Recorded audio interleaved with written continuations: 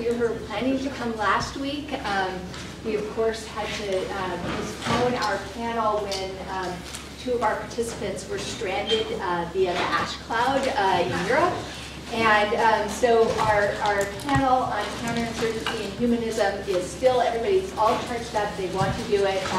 So if anything, it'll be bigger and better when we finally do it next year. But we've postponed it until the fall. But we're really happy today to have David Kaye. David Kaye is an executive director of UCLA Law School's International Human Rights Program, and he also teaches at UCLA in International Human Rights and directs the International Human Rights Clinic. When I first knew David, he was serving as an international lawyer with the U.S. State Department. There he was responsible for a range of issues having to do with human rights, use of force, nuclear non-proliferation, among others. From 1999 until 2002, he was the principal staff attorney on humanitarian law, handling issues such as the application of law to the detainees in Guantanamo Bay, which caused him no shortage of angst.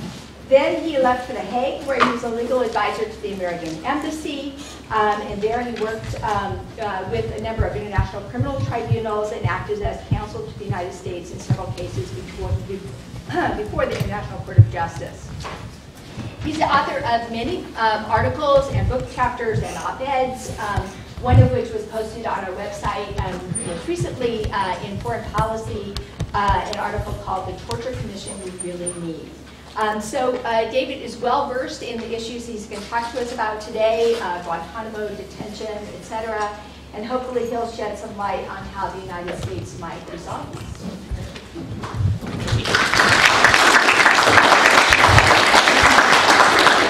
Thank you, Debbie, for that introduction. And I guess if you're coming from Europe, you get stuck with the ash cloud. Of course, coming from LA, we get our own ash cloud of smog, which I guess we're still a little on that. Hopefully not so much down here.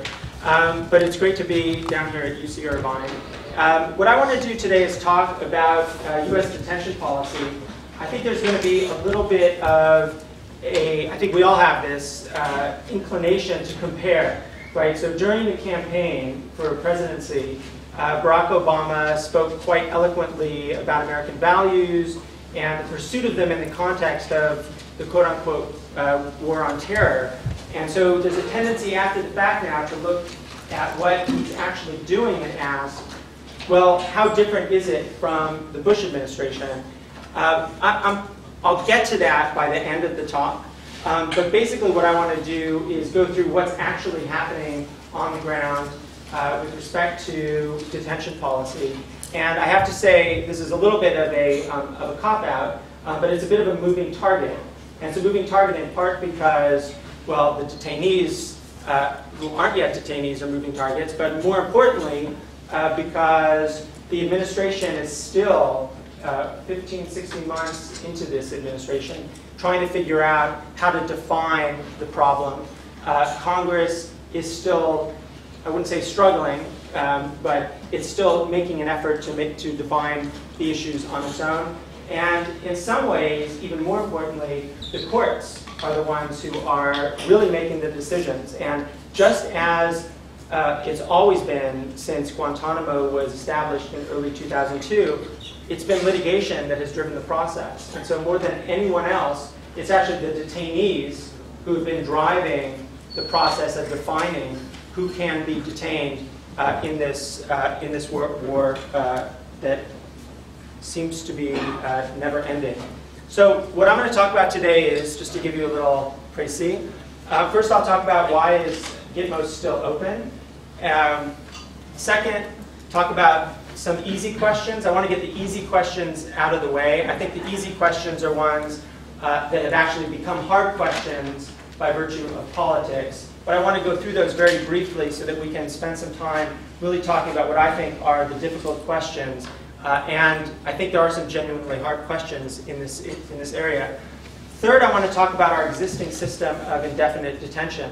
There's a lot of talk, particularly from NGOs, but also in the press, about whether we should have a system of indefinite detention. That is, to detain people in a preventive way rather than prosecuting them and the debate gives the impression that we're asking whether or not there should be one in the future. But the truth is, we actually have a system of indefinite detention right now, and I want to go over that just to make sure that we understand what it is that we're talking about here. Then I want to ask two, which I think are actually difficult questions, and not just because of the politics, but because of the law. The first question is, who may be detained? And then the second question is, what's the scope of the battlefield? Another way of putting it is, where can you capture people who you might want to detain? And that's regardless of whether you want to detain them in Guantanamo or at the Thompson facility in Illinois or somewhere else. And then finally, I'll make some concluding remarks in which I basically assert that the future looks a lot like the present. In other words, what we have now is probably, barring some unforeseen circumstances really that are hard to imagine, I think what we have now is what we're going to have for some significant period of time. Okay, so what are the barriers to closing Guantanamo? Now, to back up a bit, so that everybody's on the same page in terms of what Guantanamo is. The Guantanamo Naval Facility in Cuba, which is on an indefinite lease from the government of Cuba, so it's a place that we have indefinitely, that the U.S. government has indefinitely. It's long been a place for detention, actually. It was a place that detained, for example, Haitian immigrants who were trying to get to the United States throughout the 80s and 90s. And so actually, Guantanamo itself, the Navy, and the people who live and work there have had this long experience working with detainees.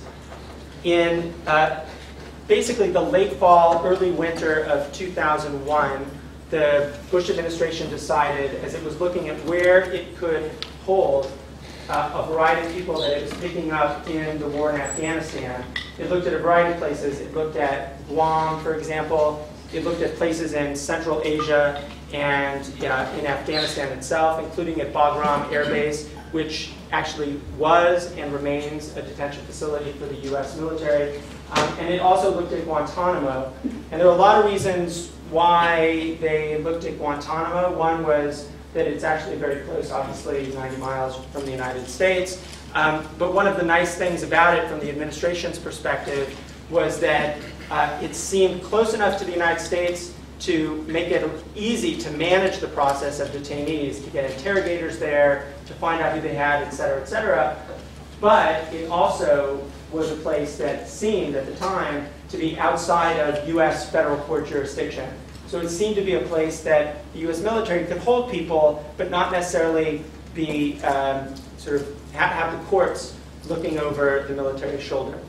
Okay, so that's sort of how it got started. It was actually early January of 2002 when the first detainees started coming in from Afghanistan.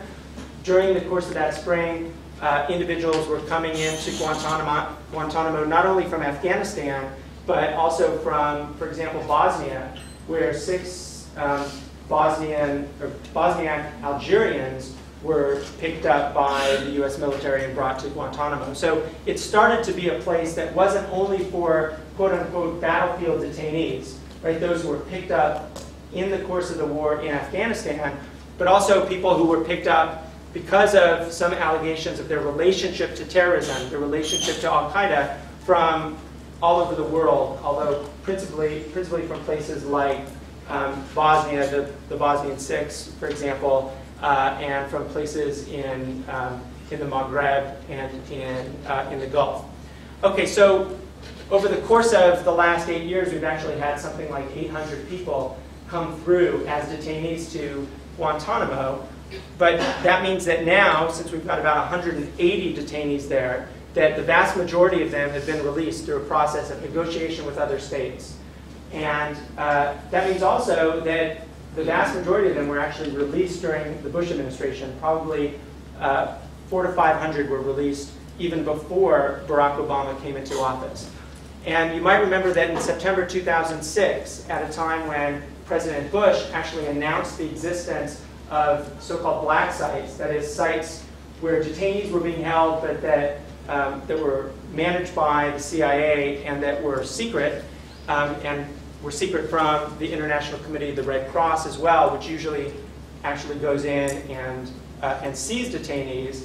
At the time that the president announced the existence of these black sites, the president also said, look, I want to close Guantanamo. So there's been, even ever since 2006, this growing kind of bipartisan approach to Guantanamo, suggesting that we want to close it.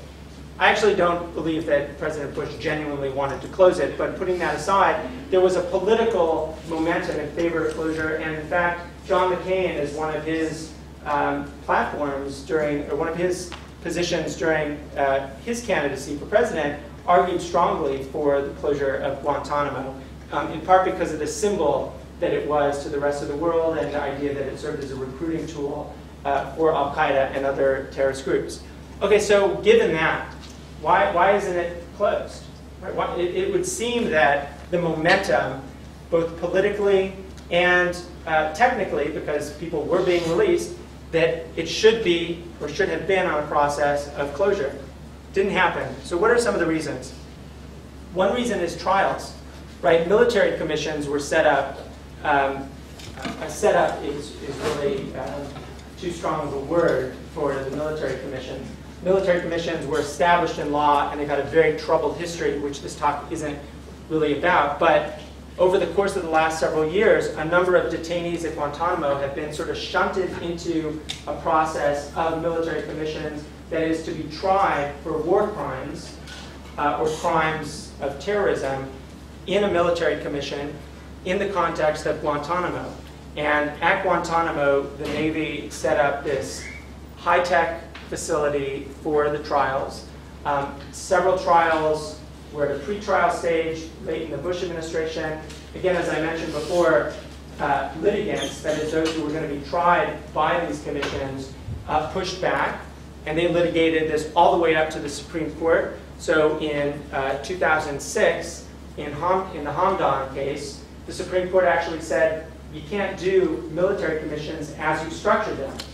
So later that year, the Congress passed the Military Commissions Act. So it's the Military Commissions Act of 2006 that was supposed to get rid of some of the problems identified by the Supreme Court and put the military commissions kind of in training. Well, fast forward a couple of years, during the campaign, it was assumed, although candidate Obama never explicitly said, I will get rid of military commissions, but people read into his rhetoric the idea that he was going to get rid of the military commissions.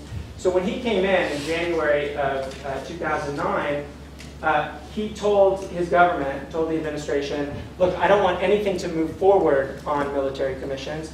Instead, what I want you to do is review all of the detainees and report back to me as to who might be tried if we decide to use military commissions. And last March, the president said he wanted to continue to use military commissions as a potential tool. That's March of 2009. He said, I want not to be constrained by what I might use here. I want to have the option of military commissions, but I also want to have the option of federal court trials, criminal trials in federal district courts. So the idea of trials has actually stayed with this administration, and it's clearly a part of its policy to use military commissions where appropriate.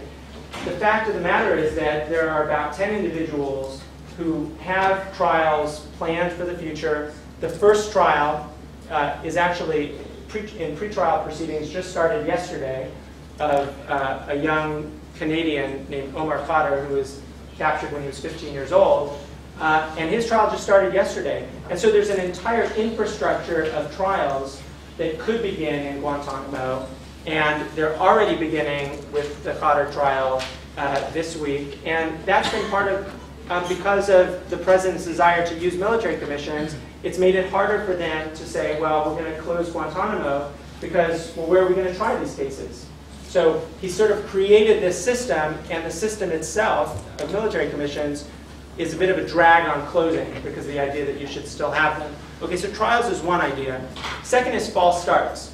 Another thing that the president did when he came into office, actually the second full day in office, President Obama, in a series of 3 executive orders, one all related to the war on terror, including one where he prohibited the use of torture or cruel, inhuman, and degrading treatment.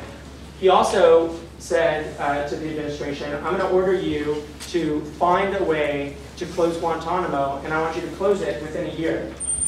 Report back to me in the interim, but you need to close Guantanamo by January, whatever it was, 22nd, 2010. Obviously that didn't happen, and in part I think that's because of some false starts within the administration itself. Making the announcement might have felt good and given some direction to the administration, but it also heightened the level of politics that were paid to the issue of closing Guantanamo. So, for example, when the president later that year sought money in the overall DoD budget request and the Justice Department budget request to take some money in order to transfer detainees to a site in the United States, in the continental United States, well, clearly there was a not in my backyard movement that started, and the president backed off. So there was some movement in favor of closing, and then some backwards, some backpedaling as well. And this happened very early on in the administration. Again, then there was politicization, and the politicization issue, I have to say, wasn't sort of a partisan issue only, because the Senate passed the sense of the Senate actually in 2008 that passed 98-0, in which it was the sense of the Senate that nobody at Guantanamo should be brought to the continental United States.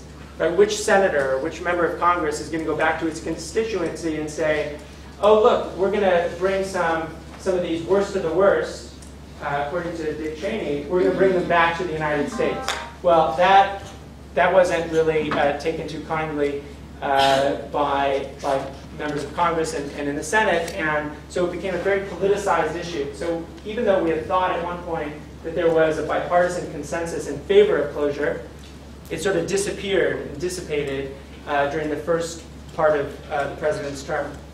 Another problem was that transfers were slow going. So remember I mentioned that President Bush's administration had really moved hundreds of people to third countries. Sometimes they were returned, sort of repatriated to their country of origin where they were citizens. Sometimes they were sent to third countries that might resettle them. But we had gotten to a point at the beginning of the Obama administration where there were about 240 detainees left to be resettled, and it wasn't easy to get these people resettled. Other governments didn't want to take them in. They particularly didn't want to take them in if the United States Senate was saying, we're not going to take them in. So it became very difficult and a very slow process, unfortunately, and that made it harder. It's a lot easier to talk about closing Guantanamo if you've got 50 people, but when you have 200 people, it's a lot more difficult. Then there's this ambivalence, and we'll see this as we go through some of the legal issues, actually. But there's this ambivalence within the administration and in Congress as to whether we're dealing here with a war framework or a criminal law framework, right? So should detainees be considered combatants in a war? The Bush administration said yes, and yet even as they said yes, that these are combatants in a war, they also kind of wanted to treat them as criminals, and they sort of fell somewhere in between. They weren't exactly combatants. The Bush administration called them unlawful combatants, and they weren't exactly criminals, so what were they? Well, that made it difficult to sort of figure out what kind of system we need in order to detain people. And so getting through this ambivalence is actually a first step that you need to do, sort of like the 13-step process to closing Guantanamo. In order to close the facility, you have to know what it is that you are closing and what it is that you will be creating in its wake. And it's very difficult to say, well, it's a little bit of criminal, it's a little bit of war, and bring people into the United States. You really, under the law, need to find out, well, what legal framework here is going to work? Is this going to be a framework that's under the law of war, in which case these are combatants whom we can hold indefinitely until the end of conflict? Or are they going to be considered criminals, in which case, under US law and under international human rights law, you can't hold people indefinitely. You have to decide how you're going to treat them and whether you're going to prosecute them, and if you're not going to prosecute them, you have to release them. I think there's a deep ambivalence within the administration about how to deal with this sort of core question. It's a question that you would have thought would have been answered early on, but it's still an open question, I think, for a lot of people in the administration. And then finally, I think there are just a lot of hard cases. The fewer people that we have in Guantanamo, the more likely that those people are going to be ones that, if you or I, frankly, looked at the intelligence and described them, you would be wary of just releasing them. I think we just need to be honest with ourselves about the kind of system and the kind of people who might be left at the end of the process. Now, it might be, and we could talk about this in the Q&A, it might be that even in that instance, because, I mean, let's face it, we, Americans, created this process, we need to release these people regardless. But you be the person who's looking at the intelligence who has to check the box that this person should be released. It's not as easy as it sounds. And I think that that has also sort of put the brakes a bit on the process of closing Guantanamo, because they're certainly not going to close it before they have an idea of where they're going to go. Okay, so let me just talk about some of the easy questions very quickly. And some of you might be surprised that I think that they are actually easy questions. But I think that over the course of the last year, in particular this past spring, there's been a highly politicized feel around a lot of these basic questions related to closing Guantanamo and dealing with detention policy. So one question is where to detain. Now, I've already talked about that a little bit. As I said, during the presidential campaign, it was hardly even argued. I mean, you could go through the debates, you can go through speeches. It was hardly argued because there was no difference between Obama and McCain. The idea was, we're going to close Guantanamo. Everybody knew what that meant. It meant that you're going to have to create something, probably something in the United States, a place to detain them. There was very little discussion about it. But when it came down to the sort of brass tacks, as they say, of figuring out how are you going to detain these people, where are you going to detain them, we got caught up in the sort of the NIMBY idea that we're just not going to do this in our backyard. So that's one problem. And in part, I think, because John McCain, who was really a leader in the Republican Party on this point up through his election, I think after his election he made some kind of decision not to engage so much on this issue. And so those who really saw that this was something that they could take and use politically have used it, and John McCain has been almost nowhere to be seen in arguing in favor of closure and in arguing in favor of some other system for closing another place for it. So where to detain, I think it should be an easy question, or there should be an easy answer to that. The where, we already have a place in Illinois that actually wants to be the place to host the detainees, and yet getting the money out of Congress right now seems to be an incredibly difficult process, which I don't actually see happening before the midterm elections in November. Humane treatment. It seemed that after and during the election, but also during the Bush administration toward the last year or two, that there was an emerging consensus that all detainees deserved humane treatment. And by that, we meant no torture, no cruel, inhuman, and degrading treatment. And I'm not sure if it's disappeared. It may be that there are a few people within the Republican ranks, at least 3 of the 4 people here, who are making an explicit argument in favor of waterboarding. But they weren't making that argument before 4 to 6 months ago. And so there was this feeling that there was bipartisan consensus on the fact that you couldn't torture and that you couldn't use cruel, inhuman, and degrading treatment. I'm not sure that we can say that there's a consensus on that right now.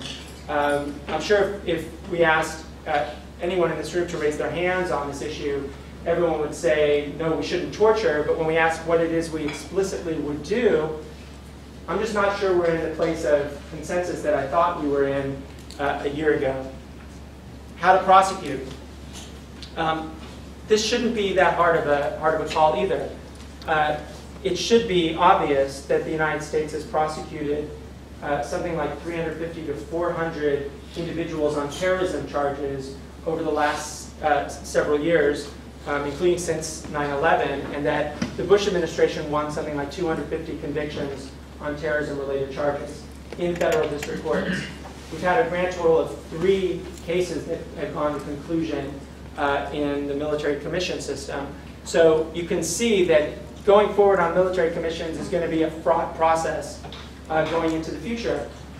Our federal courts are there. They're available. It should be an easy call to make, even if you want to make available military commissions into the future. But military commissions and federal courts, particularly after the Christmas Day would-be bomber, that's become a big issue, and it's become highly politicized again in ways that, that it shouldn't be, because the answers, the issues aren't that difficult. And then finally, accountability for past abuse. This, I don't think, ever was actually an easy question. At least from my perspective, there should be some accountability for torture that very clearly occurred in the wake of 9/11 in the United States. That is, detainees in U.S. custody were clearly tortured and subjected to cruel, inhuman, and degrading treatment, which the United States has criminalized as a part of U.S. law and has joined the Convention Against Torture, so feels very strongly, at least in the past, about this issue. In fact, if you look back at U.S. human rights reports that the State Department has done over the years, it's one of the constants is the U.S. pointing its fingers at those who don't even torture but use cruel treatment against detainees in their prisons around the world. In any event, accountability from day one, I think, was not really in the picture for the Obama administration.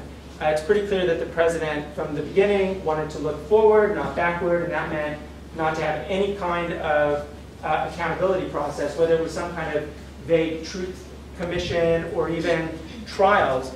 Now, the president has actually left it open that there could be trials, but he's left it totally to the discretion of the Justice Department. And it's possible that we could see trials in the future. There's a special prosecutor who's actually looking at the issues right now, but accountability for past abuse, at least at the level of senior officials who really instigated it, I think is unlikely to happen. In any event, the questions about these things are not that hard. They're not hard for lawyers to, at least to get their arms around. Okay. Let's see how this works. There we go. Okay, we know who that is. So last May, and here what I want to do is pivot and start to talk about some of the hard questions that are really out there.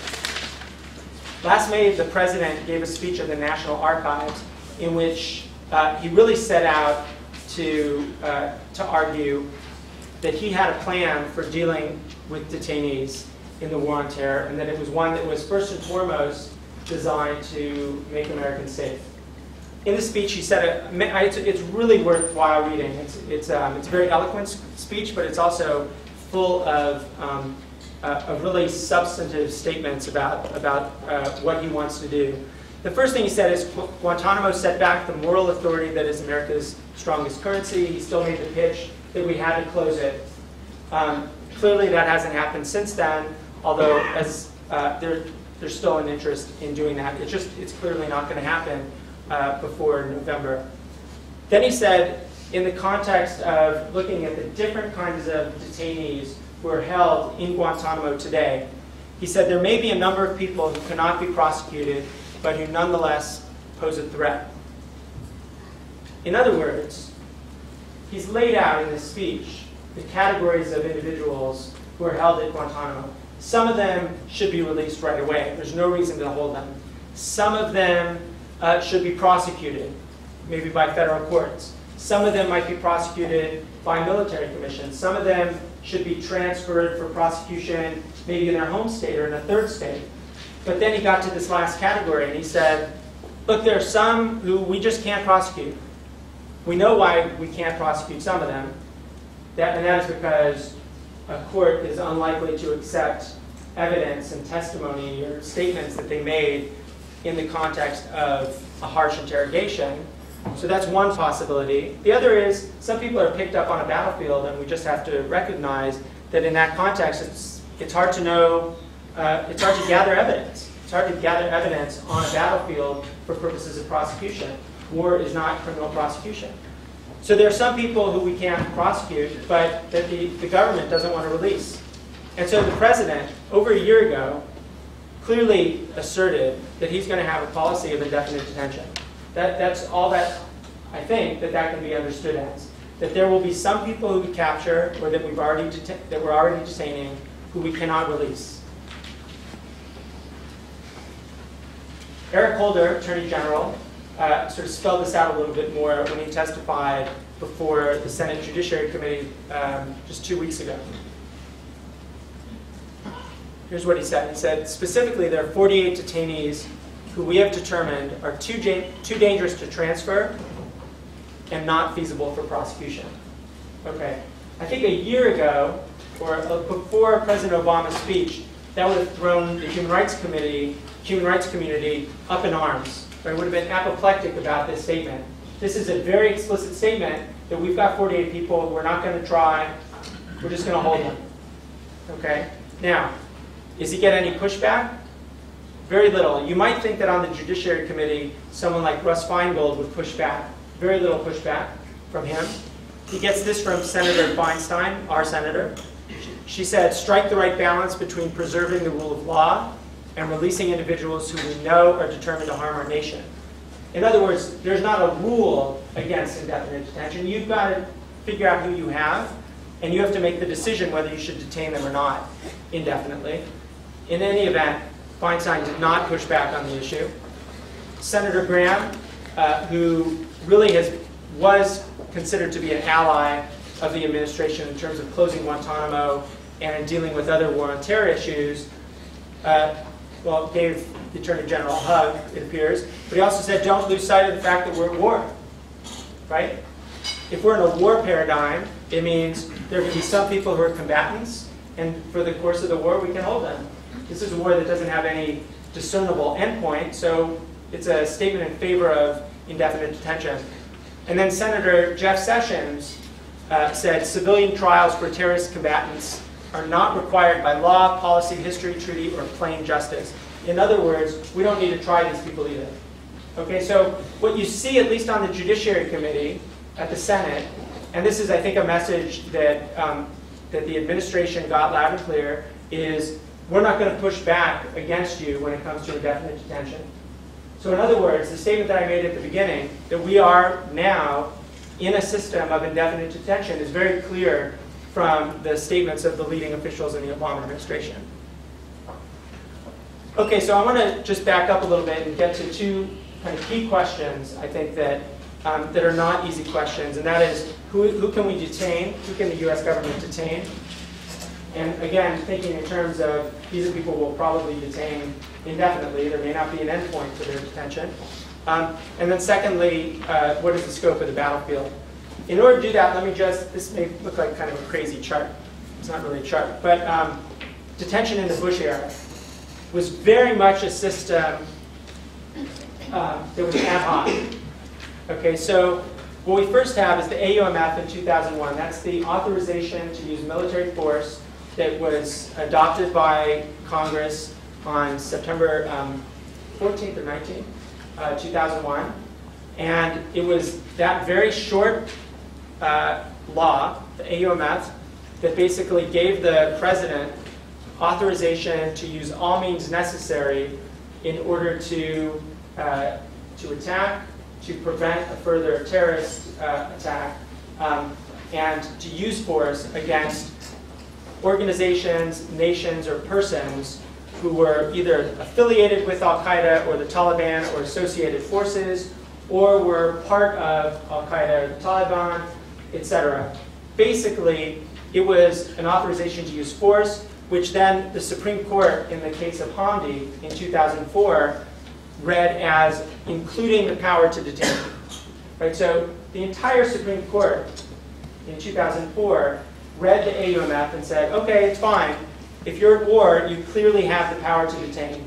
And nobody really disputes that. In the context of war, one of the things that your warfighters do, in addition to killing people or taking out military objectives, is detaining people, detaining the enemy. And so the Hamdi case in 2004 made that clear that the court wasn't going to push back against the actual power to detain.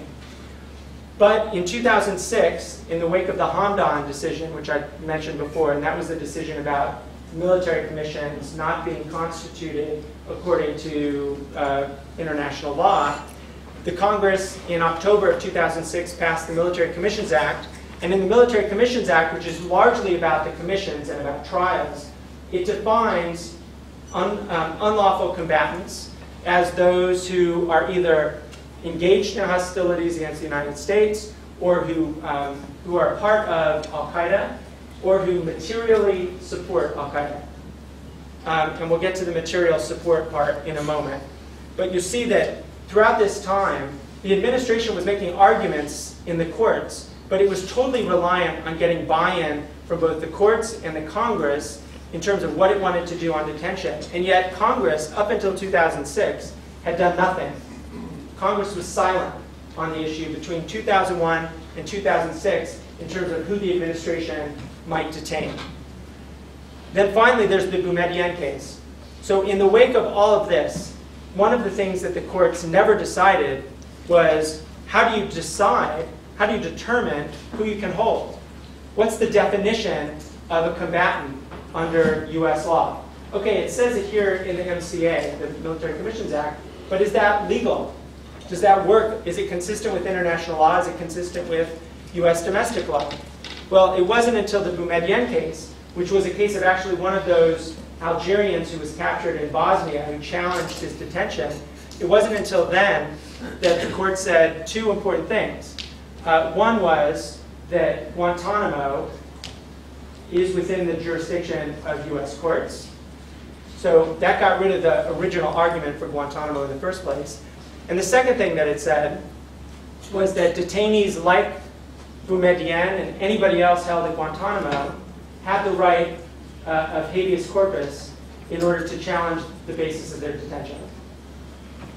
And yet, throughout all of this process, we still don't know what is it that their challenge consists of. In other words, it's not enough for the court to just say, you can challenge your detention. A court also has to give you some guidelines, right? If you're going to challenge your detention, here's what we're going to find to be lawful. In other words, these are the kinds of detainees that we're going to allow to be held, right? The court didn't decide that in Boumediene. It simply said that there's a right of habeas corpus, and it would be up to the lower courts to figure out who could be detained. So in other words, we have a bit of chaos in the system still, because we have hundreds of detainees at Guantanamo who are able to challenge their detention, but the courts don't really have an idea of what's the basis for determining whether their detention is legal or not. Okay, so this is all left up to, on the right, the district court, the federal district court for the District of Columbia, and it's up to the arguments of the Obama administration. So all this, right, Boumediene is decided in June of 2008. The election happens in November. Cases are starting to, rise up to the level of the district court in Washington, but it's really not until the Obama administration enters in that we start to get all of these cases being decided. And over the last year and a half or so, there have probably been 40 cases or so that have been decided by the district court relating to particular detainees. And we're talking about basically 11 or 12 different judges coming up with different reasons for why an individual can be detained or not. In other words, there's no decision, there's no framework that Congress has adopted in order to detain people, to say who can be detained or not. It's all up to the district courts right now. It's quite a mess, to be honest. So the Obama administration did an important thing right at the beginning of its term. So a year ago, March, the Obama administration said, look, we're no longer going to rely on this general idea that the Bush administration had, that the president, because he's the president, can detain anybody he wants to detain. Sort of an argument that based on his commander-in-chief authority, he can detain anybody he wants. That was extremely controversial in legal circles across the country. And the Obama administration got rid of that and said the only basis for the United States military to detain individuals is the AUMF, the authorization to use military force. And instead, it's the AUMF as informed by the international law of war. So it's going to look to principles of the law of war to figure out who can be detained, who's a combatant, who can be detained in the context of war. And what their argument was People who can be detained are persons who were part of or substantially supported Taliban or Al-Qaeda or associated forces that are engaged in hostilities against the United States or coalition forces. So there's two crucial pieces to that. Persons had to either be a part of Al-Qaeda or these associated forces or substantially supported Al-Qaeda. Now, at first glance, particularly if you haven't gone to law school yet, because I'm sure a good number of you after this lecture are going to want to go to law school, you say, oh, part of Al-Qaeda, it must be pretty simple to figure out who's in Al-Qaeda. You've got a card, probably something like that, and you can be detained. It doesn't quite work like that. Figuring out who was actually a part of Al-Qaeda is going to be very difficult, and it's been very difficult for the courts to figure out who is and is not a member of one of these organizations. And then there's the issue of substantial support for Al-Qaeda or the Taliban or any other forces. What does it mean to substantially support? I mean, you could probably drive a truck through that phrase. Yeah, it's so vague. So it's been left up almost entirely now to the federal courts to figure out, in the context of these habeas claims, what do these things mean? So with respect to part of, it's basically come down to figuring out if a person received or executed orders from Al-Qaeda or from the Taliban. So they were sort of a part of the command structure of Al-Qaeda. All right, so that narrows it a little bit. Of course, it doesn't solve our evidence problem. How do you prove that somebody was in this structure? And then the second, substantial support. Here there's been a tremendous split among the courts, or among the judges in the DC district courts. Some say that you can't have substantial support as an independent basis for detaining a person. It can't just be that they supported Al-Qaeda in some way, gave it money or something like that. It has to be in connection with engaging in hostilities against U.S. forces. So some judges are reading the law of war fairly strictly, but I think fairly loyally to the law in that context. And they're reading this very much as the Obama administration sort of suggested it read it, which is read this as being informed by the law of war, that is, look to international law. Others, however, there are other judges in the District Court of D.C. who are saying, actually, as long as you show purposeful and material support for Al-Qaeda or the Taliban, it's fine, they can be detained. You don't have to show anything else. Okay, these are two very, very different ideas about who can be detained. In the first case, and I'll show you an example, you're going to get cases where it's very clear that a person was, at some point, a member of Al-Qaeda, and yet it doesn't really, or not even a member of Al-Qaeda, but supported Al-Qaeda, and yet the court isn't going to find enough evidence to detain them. In other cases, you see that some judges are willing really just to allow any evidence in that shows purposeful and material support, whatever that means, and they're willing to detain them. I mean, I think part of that is that as human beings, in addition to judges, they're in the position of the administration in terms of signing off on releasing someone, and there's clearly anxiety among all of the people involved in this that they're going to release the wrong person. Okay, so I just want to give an example of one of the cases just to show how difficult these are for both the administration and for the courts. And this is one that is just from a couple of weeks ago. So the guy on the far, you probably recognize 3 of the 4 people on this slide. The one on the far, on your far right, is Mohamed Salah, and he has a checkered past. Let's put it that way. He was clearly, and he admitted in court that he was a member of Al-Qaeda. In other words, he swore bayat, an oath, to Al-Qaeda probably in 1990, 1992. He was a participant in Al-Qaeda activities. There's no evidence that he was involved in any particular attack, but he was clearly involved in Al-Qaeda. From 1992 onwards, however, it's kind of mixed. On the one hand, Salahi clearly knew a number of Al-Qaeda operatives. It's pretty clear from the evidence, and not really disputed by Salahi himself, that a few of the hijackers from 9/11 stayed at his apartment in Germany, where he lived in the late 90s and early 2000. He clearly was affiliated, associated with a number of people known to be terrorists. There's no question that he was running in, let's say, dangerous circles. And yet, the judge in this case, Judge Robertson, said that when it came down to specifically figuring out whether this was an individual who was a part of Al-Qaeda in the context of the 9/11 attacks or afterwards, or substantially supported Al-Qaeda or associated forces in its conduct of hostilities against the United States, because that's what the AUMF requires. It's not just some vague support. The court said the evidence from the government is so attenuated or so tainted, that is tainted by abuse, or so classified that it cannot support prosecution. And so the court said, there's no way the government's going to be able to prosecute this person.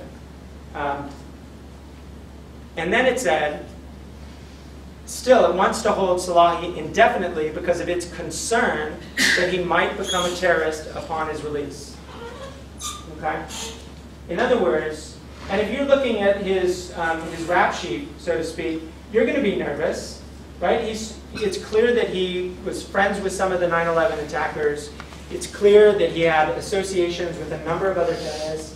And yet, for the purposes of detaining him and prosecuting him, Judge Robertson says, where's the proof that he fits into this definition of a detainable person as the AUMF requires? And so he says, that concern may indeed be well-founded, the concern that he might return to terrorism, but a habeas court may not permit a man to be held indefinitely upon suspicion. And so they ordered his release. Now, of course, the administration is going to appeal his release, and even though he's been held since November of 2001, I don't think you'll be bumping into Salahi. Well, you won't be bumping into him in Irvine, but you won't be bumping into him probably anywhere soon, because the process is going to be extensive. We haven't even gotten to the appellate courts yet. So it's a long ways, probably 2, maybe even 3 years, although it could be expedited before some of these issues, some of these cases get to the Supreme Court. So this is a system which, however you want to define indefinite, is clearly some kind of indefinite detention, and yet there's pushback from the courts, and it's not resolved. So the last question that I want to deal with, and then open up for, I'll make some concluding remarks and then open up to Q&A, is this question of where's the battlefield? So there's virtually no disagreement that if you pick somebody up, that is, if the military captures somebody in the context of armed conflict in Afghanistan, or even, I would say, in the border region of Pakistan, where there's some armed conflict ongoing, that you can detain that person and the law of war clearly applies. I mean, we are clearly in an armed conflict in Afghanistan, right? There's some 100,000 U.S. troops fighting there. In that context, you can detain a person until the end of conflict. The question is, what if you identify people in Yemen or Somalia or Bosnia or any other place where individuals in the context of terrorist cells may be organizing in order to commit terrorist attacks? Are those individuals part of the battlefield? In other words, is it sort of, I mean, I use a derogatory term in a way, is it open season, but is it available to the U.S. military or to the CIA to go out and apprehend somebody wherever they may be, even if they're not in Afghanistan, they're not in Iraq, they're not in that border region with Pakistan? The Obama administration says that the AUMF, again, the authorization to use military force, is not limited to persons captured on the battlefields of Afghanistan. There is, of course, a limitation on using force in another country, right? You can't, at least under international law, you can't just go and invade another country in order to pick up individuals who you want to either detain indefinitely or to try. So there is that limitation. But this is a very much an open question. On the one hand, we need to recognize, I think, that there are people out there who are organizing against the United States in places that are far beyond Afghanistan. At the same time, is it armed conflict in these different places? And does the U.S. have the authority to extend the battlefield to all these places so that it's a global war? I think we now have seen that the Bush administration wanted it to be that way. We see the Obama administration wanted it to be that way. But it's an open question whether the international community is going to push back against that. So far, it really hasn't so much. And it's an open question whether this is the kind of future we really want, where the entire world is a battlefield and U.S. forces can pick people up wherever they want. And we should add, including in Chicago's O'Hare Airport or any place in the United States. So I think the future looks a lot like the present in the sense that we don't see a lot of change on the horizon. I'm sorry to end on that downer note. There's no happy ending here. I certainly don't see there being much change in the Obama administration's position before November of this year. It's hard to imagine the president getting a Congress that's more willing to work on these issues also. So politically speaking, I think we are, where it will continue to be a litigation-driven, detainee-driven, court-driven process, which, again, might be good for lawyers and law professors who want to defend people or to write articles, but it's not really good for the country to have this very open-ended process. So I do think there are some genuinely hard questions here. Who do we detain? How do we detain them? And what is the scope of the battlefield? I think that's clear, and those are going to persist. I think that we've seen that it's a lot easier, and those of you who've studied U.S. foreign policy know this, it's a lot easier to stay on a path of continuity than it is to make any radical change. And I think the Obama administration has really, in most instances, adopted the path of continuity. I mean, it's changed some of the legal rationales, but it's pretty difficult to see there being a clean break between January 19th and January 21st, say, 2009. So I think that this path of continuity also, in addition to there being hard questions here, and to the political environment that we're in, means that we're not going to see a lot of change. I don't see the possibility of a statutory fix. In other words, I don't see Congress stepping in and saying, here's what the definition of a detainable person is. They've done this in some ways in the context of the Military Commissions Act, but those clearly left open way too many interpretable holes, interpretable terms, and so we don't have answers there. And I don't think that this Congress is going to come up with a definition that works for the Obama administration. Certainly not one that works for the human rights community. And then finally, I think one of the kind of odd things, although understandable things, is that the way in which the Bush administration prosecuted the war against Al-Qaeda and the Taliban was one of the major reasons, in addition to the Iraq War, of course, but it was clearly one of the major reasons that the international community so clearly despised the president. I mean, I think it's pretty obvious that he was despised all around the world. And one of the reasons was because of the way in which detainees were held at Guantanamo. Maybe it was as symbolic as it was real, but it's clear that that was something out there. And as somebody who was in the government during some of this period, I can tell you that wherever I went, in any official setting, we heard about treatment or just the fact of Guantanamo. Where's the international pressure today? You don't see it. And so, in addition to the fact that our domestic political environment isn't really offering much of a space for some change, I think also there's not much space for pressure coming from the international community. In fact, the president was awarded the Nobel Peace Prize, which he may or may not have been justified, but it certainly is a symbol of the kind of pressure that doesn't exist anymore on the administration to do some of these, to make some of these changes. Okay, so with that I'll end, and I'm happy to take questions. Maybe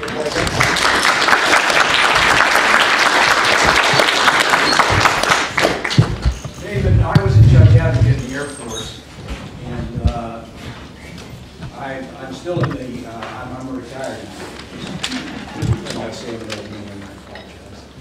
But this is what I want to say. At the beginning, when this whole thing happened, we had a meeting in Washington, the JAG, the Air Force JAG. No civilians present. And I said, why don't you sit down and get a committee of brains? This country has more legal brains than any other country in the world. We have how many law schools down here? And I said, sit down, identify the problems, go through them, and understand that you are dealing with a situation that has never existed before. And unfortunately, I wasn't on active duty at the time, so the Air Force suggested it, and it was shot down by the Bush administration. And it seems to me that with all the brains we have, just between maybe Berkeley and UCLA and a few other places, we could have addressed all of these problems that you point out. None of them are so difficult. They're difficult, but none of them are so new that you're treading ground we've never treaded before. We've been there. We had commissions in the Civil War, for God's sake. So I don't understand. What did you see when you were the governor? You experienced a lot later than I did. So it's a good question. In a way, I don't have a response to it because I mean, what you're describing is exactly what I saw, which is, I mean, the Bush administration wasn't that interested in alternative approaches or smart approaches to these kinds of detention issues. It essentially cut off debate within the bureaucracy. So it actually cut out the voices of JAG and service lawyers and lawyers in the Office of the Secretary of Defense. And so those who actually knew something about this issue were left out of the room. I mean, it's a sad story, but the problem, so I think that there is that, I mean, if we look back, we can see just a number of terrific errors made that were in part, I mean, at one level I understand them, even though I was bitter about them at the time, but I understand the need to, you know, it was an intense time after 9/11. Anybody who was living in Washington after 9/11 would know it was very intense. But there were voices at that time saying, look, here are different ways of doing this, and the administration didn't really want to hear it, and where people dissented, they cut them out. But anyway, my point is, where we are today obviously owes to where we were in the past, but I wanted to try to get a sense of where we are today to see if it's going to change, and I just don't, I see it as just practically speaking very difficult to turn back the clock and figure these out again. You know, one example is torture. Right. I mean, the Uniform Code of Military Justice was written after World War II. Was very clear that any confessions or evidence elicited by torture is out. Right. And we had a case in Morocco where a kid was tortured by a group of Spanish policemen, and we actually got a confession out of the guy, and I had it thrown out. Well, this kid was tortured, right? And he was this confession, whether it's true or false, was forced. So we knew what all these questions would be. Right. So on the issue of torture now, the president has, I think, admirably banned torture, but in the context of the military commissions, even though torture can taint a confession, the judge still has some discretion to take into account the totality of the circumstances in weighing the evidence that they get. And so torture has been banned, but the past torture hasn't been totally discredited. So, yeah? What do you think of the claim that if the procedural rights of enemy combatants and the prohibitions against torture aren't upheld, that it will erode rights of citizens in the United States? Well, it clearly can. It's a good question. So for those who might not have heard that, it's sort of, what's the feedback between the erosion of rights in a military commission context, right, and the potential erosion of rights of citizens? So, of course, the AUMF doesn't limit itself to non-American citizens. Military commissions do. Military commissions cannot try U.S. citizens. But we've seen there have been a few instances where U.S. citizens were held by the military for years. And so there's clearly, you don't have to look further than that to see that there's some erosion in that context. I mean, I think to look at the broader question of civil liberties after 9/11, you have to go beyond what is, in some respects, the narrow area of detention. And you have to look at sort of the overall approach to combating terrorism, which included things like warrantless electronic surveillance, which was, I think, an erosion of some of our liberties, right? You have to look at the immigration detention system, where we've got thousands of immigrants who've been caught up in the legal immigrants too, who've been caught up in the post 9/11 sort of Patriot Act system, and have been detained, several of them, for years and years. And so, I think on the one hand, the Supreme Court, in the process of dealing with some of these cases, has taken a broad view, I think admirably again, in terms of to whom does the Constitution apply. But at the same time, we see all of these different cases where, whether they're citizens or they're permanent residents, are getting stuck in a process that is related to the detention system, but is also kind of a leaking of it. So I do see there to be some serious problems of kind of feedback there. Mm-hmm. Regarding Eric Holder's decision that never came to fruition to bring a lot of these cases into the civilian criminal courts in the United States, and I kind of assumed that for political reasons his decisions never came about. But in your opinion, would that have worked out beneficially to bring a lot of these cases into civilian jurisdiction? How would the rules of evidence apply to those?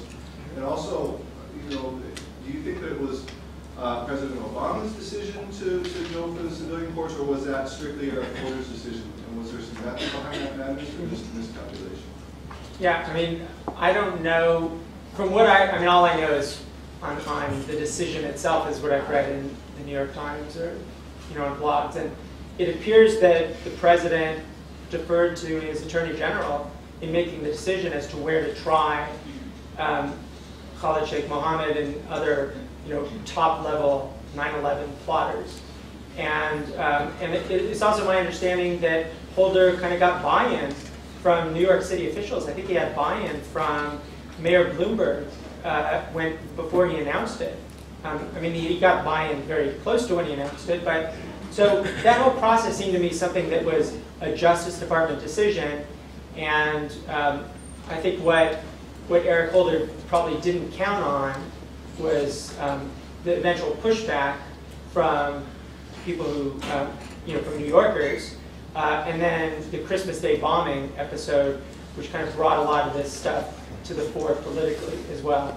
So but beyond that, I don't have any inside dope on that one.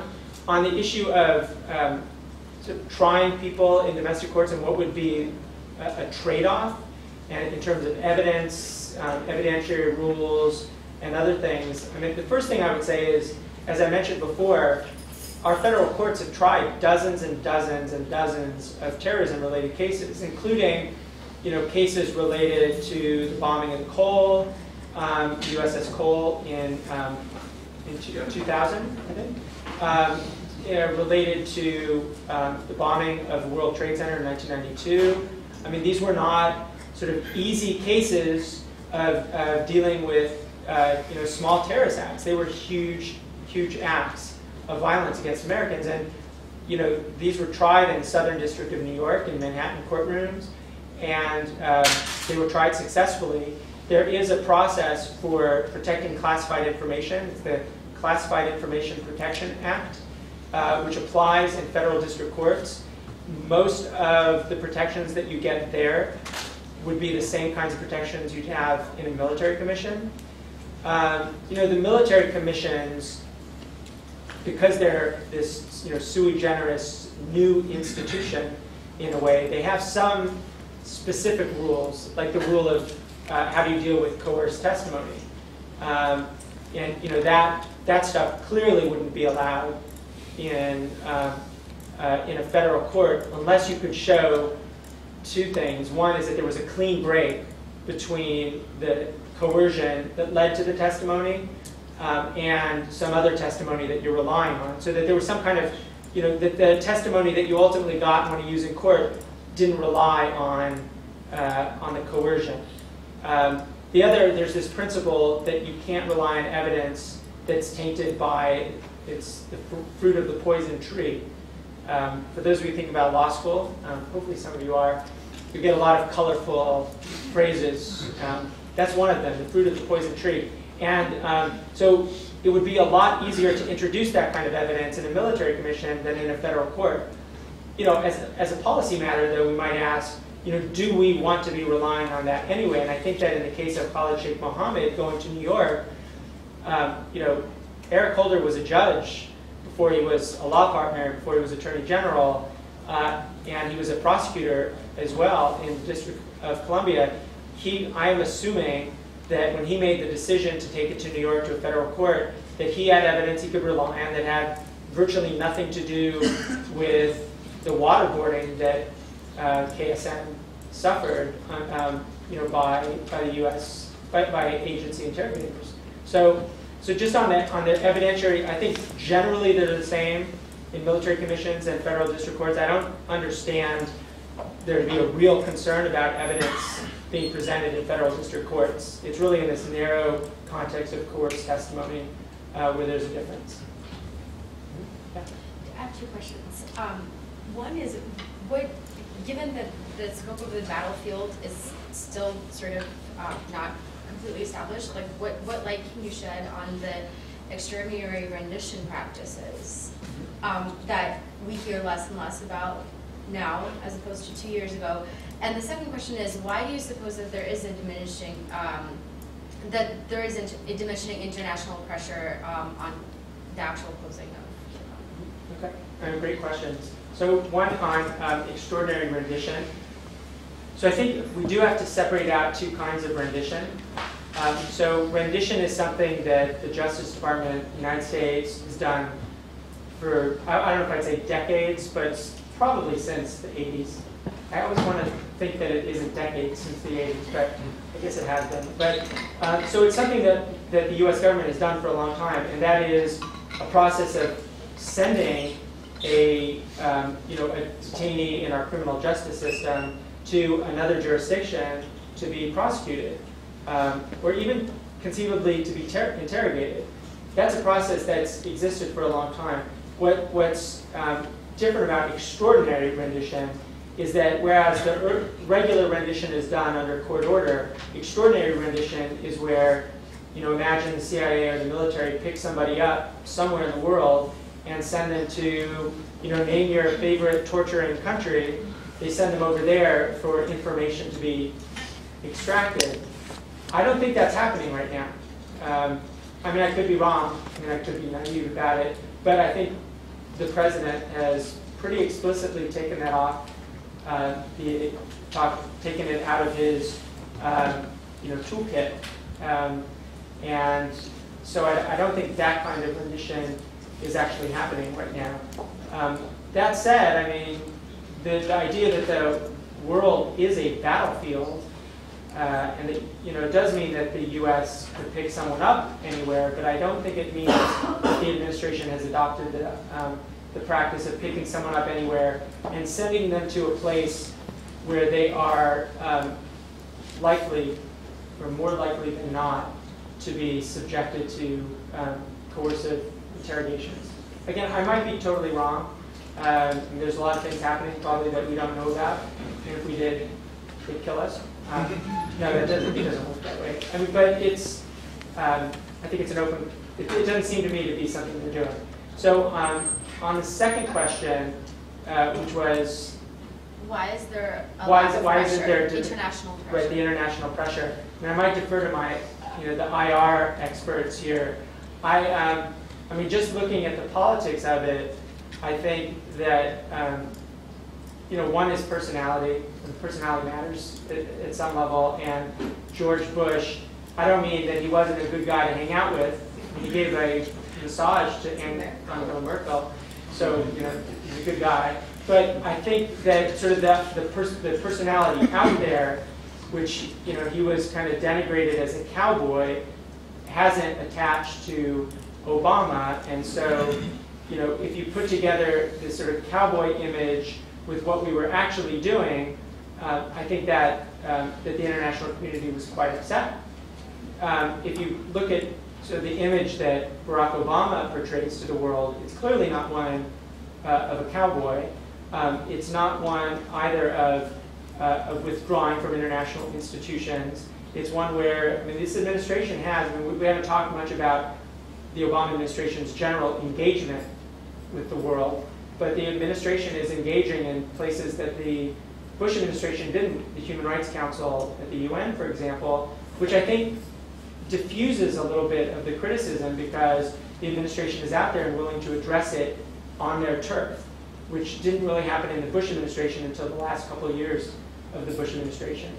And I should footnote there, one truth is that the international community, whatever that means, wasn't really putting a ton of pressure on the Bush administration in its last year and a half either.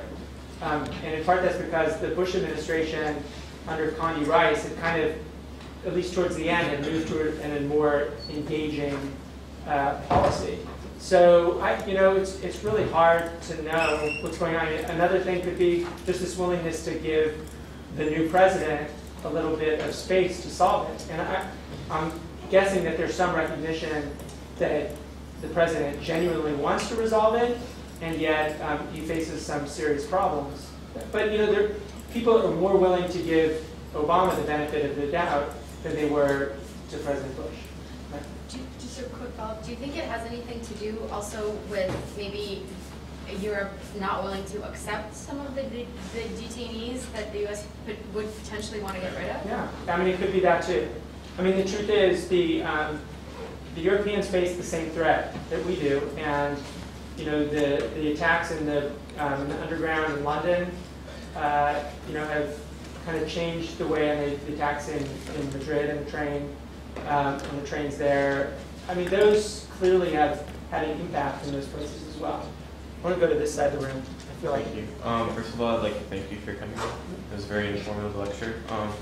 I wanted to ask you, from the detainees, is there any possibility that some of the detainees were actually had false information pinned against them, or anything like that? And for example, you mentioned Omar Khadid, the one who was trial yesterday. What information is being pinned against him, and what's actually going on in the situation today? Okay. So 2 different questions. So one is, is there a possibility of false information against some of the detainees? On that one, clearly yes. There have been documented stories of people getting picked up in Afghanistan, in part, having very little to do with the war in Afghanistan, having more to do with intertribal disputes. And so some people would say, that guy over there is a member of Al-Qaeda, and the military would go and pick that person up. But the reason why that person pointed them out was, they had some local dispute, whether it was a power-related dispute or an economic one or whatnot. There's tons of cases of this kind of information just being wrong, and people being affirmatively misled about who belongs to what organization. Sorry, if they are accused of being part of Al-Qaeda or Taliban, what process takes place after that? Do they just get thrown in Guantanamo, or is there some process that takes place? All right, so it's a good question. The process early in the, after the attacks and after the war started in Afghanistan, there was very little process.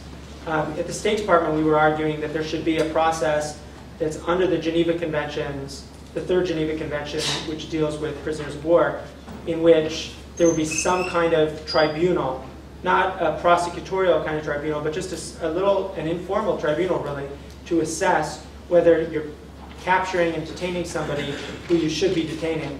But the administration decided in early February of 2002, the president himself decided that the Geneva Conventions, even though they applied, that they didn't apply to anybody being held at Guantanamo. And so there was very little process.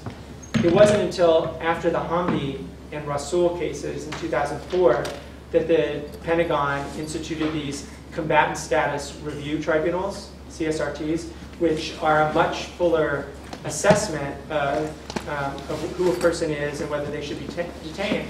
The problem is that in that context, it's very difficult for a detainee to bring evidence. Virtually, very, very few of the hundreds of people who went through the CSRTs were released because of that process. Today the process is much different. There aren't people coming into Guantanamo. The administration is not bringing people to Guantanamo. They are going to Bagram Air Base, where there's a detention facility where I think there's somewhere around 800 or 900 detainees right now. And so people are being picked up, conceivably not just in Afghanistan, but in other places, are being brought to Bagram. And one of the issues that's next on the agenda in the DC courts is whether the Boumediene case, which allows habeas for detainees, applies not only to Guantanamo, but applies to detainees who are being held in Afghanistan at Bagram. And the administration is arguing no, that habeas doesn't apply in Afghanistan. So the process has, in a way, gotten much better. And there's, in fact, the administration just adopted within the last couple of months a new system for reviewing detainees at Bagram. But that doesn't really help us with the 180 who are already at Guantanamo who are seeking release through the habeas process. So the evidence there isn't, it's very hard for them to show, and there's clearly cases where individuals were brought in under false pretenses. Omar Khader is accused of basically in late 2001, he was part of an ambush of U.S. military forces. He's accused of actually throwing a grenade that killed a U.S. service member. And that's literally what he's being tried for. But again, he was brought into Guantanamo when he was 15, and he's 23 now. So, yeah. What exactly are the military commissions, and how are they different from civilian trials, and what would make one choose one over the other? So the military commissions are, they're basically adapted, as you mentioned earlier. The U.S. military has used these commissions, which are sort of a variant of a courts-martial, a very specialized court system that had been used by the military in the past in the Civil War. They were used after World War II, actually. In fact, after Nuremberg, so when people think of Nuremberg, most people think of the big trial of the 26 Nazis in the International Military Tribunal, but the U.S. military, the French, the British, and the Russian, the Soviets, they all had military tribunals after the war that went on for several years that tried former Nazis. So there's nothing inherently wrong about military commissions. They're just a system of military justice. What happened after 9/11 was the president established a system of military commissions and tweaked it a bit, and tweaked it in ways that made them both look different from other military commissions. So for example, on the kinds of evidence that could be supported within them, and also excluded entirely Americans from the jurisdiction, so they were only applicable to non-Americans. And in that context, there are a lot of problems with them. But I think I've mentioned already some of the differences between them and federal courts. But when it comes down to an actual trial, it's not a jury trial in a military commission where it's a trial of your peers. Right? It's not like you bring in a bunch of Al-Qaeda terrorists to try you or something like that. But so in the federal court system, although you can have a bench trial, they're generally jury trials. The military commissions, the trials haven't been held. And I have to admit, just yesterday, a new manual for military commissions was released by the Pentagon. And I don't know whether that new manual has changed sort of the system of what the court's discretion is, the kind of bench trial that you might have in that context, et cetera. So it's sort of an open question right now as to what the differences are.